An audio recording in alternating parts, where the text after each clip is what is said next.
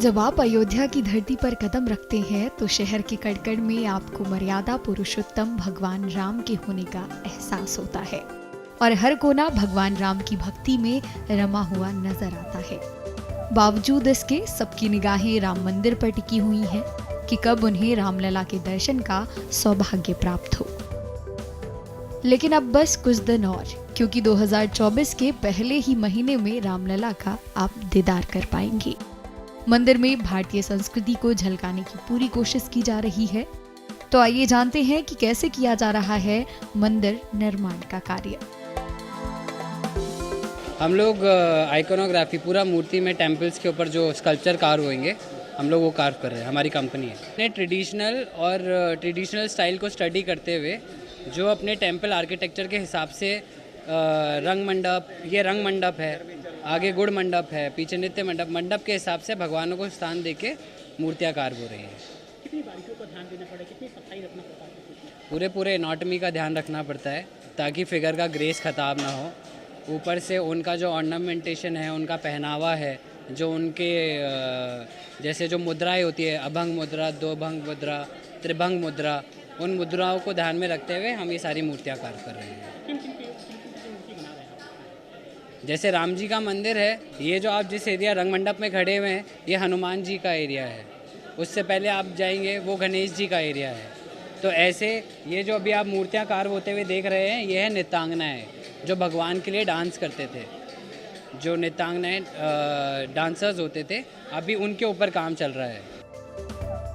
आइए साथ ही ये भी जानते हैं कि कब तक राम मंदिर बनकर तैयार हो जाएगा।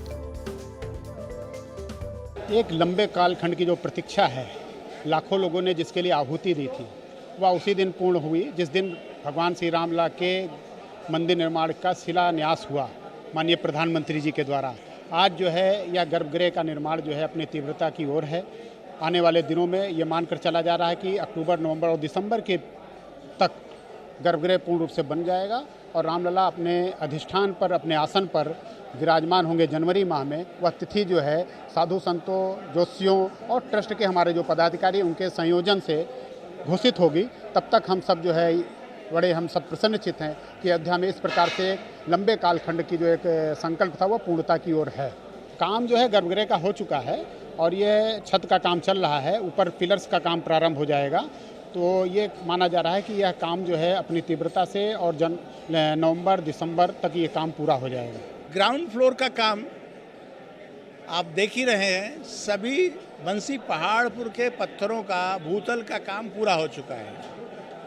उस पर जो बारीक काम है, चाहे वो रूप काम है, चाहे फूल पत्तियों के उखड़ने का काम है, वो काम, बारीक काम कारीगर यहाँ कर रहे हैं।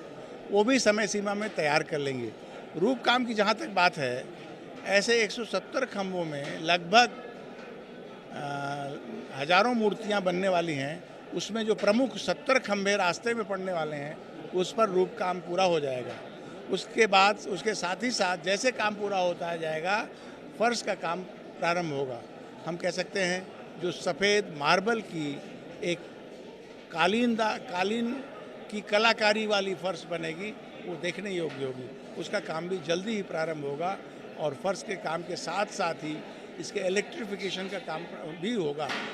बिजली का एक अद्भुत काम आपको अंदर दिखाई पड़ेगा। रात में जब वो जलेगी तो एक एक कलाकृतियाँ लोग अपनी आंखों से देख सकें, ये व्यवस्था यहाँ की जा रही है। आने वाले समय में दिसंबर तक ये भूतल फिनिश होकर के रामलला को विराजित करने योग्य हो जाएगा, ऐसा हम सबको विश्वास है।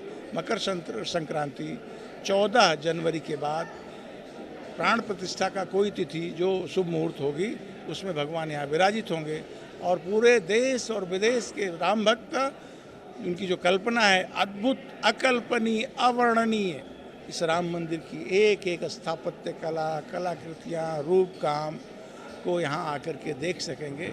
निश्चित रूप से वो आएंगे और एक विशेष शैली का बना हुआ नागर शैली का मंदिर अपनी आंखों से देख करके आत्मविभोर हो सकेंगे।